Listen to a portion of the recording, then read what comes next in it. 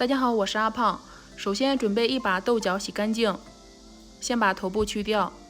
提前烧一锅开水，放入豆角烫一烫，烫至豆角变色变软，控水捞出，放入凉水里面再泡一泡。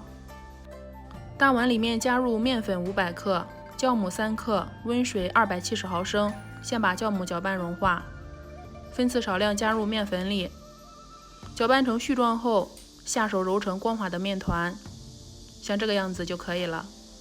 接下来盖上保鲜膜，放在一边常温发酵。再准备4颗鸡蛋，油烧热，倒入鸡蛋液，炒成鸡蛋花，先放在一边备用。豆角不烫手的时候切成末，切好之后放入大碗中，再把炸好的鸡蛋花加进来。现在开始调味，加入食用油、蚝油、鸡汁、五香粉、食用盐，顺着一个方向搅拌均匀。碗里面加入1块豆腐乳，再加入1勺腐乳汁，把它捣成腐乳泥。面团表面有丰富的蜂窝眼，说明已经发酵好了。取出面团，放在案板上，稍微揉2下就行。把底部收圆，撒上干粉，取出擀面杖，把它擀开，擀成长方形的面片，不要擀薄了，厚度大约5毫米。再把腐乳汁倒进来，用刷子均匀的刷开。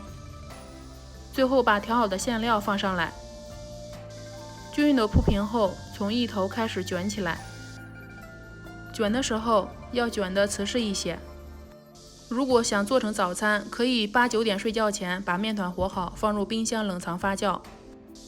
再把底部捏一捏，两头也要捏一捏，最后从中间切一刀，放在一个不粘的笼屉内。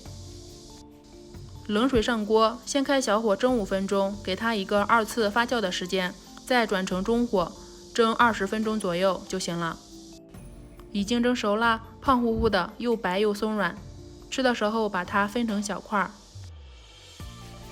真的好想吃啊！现在这个做成早餐也是非常适合的，睡觉前把面和好，早上直接起来用就行了。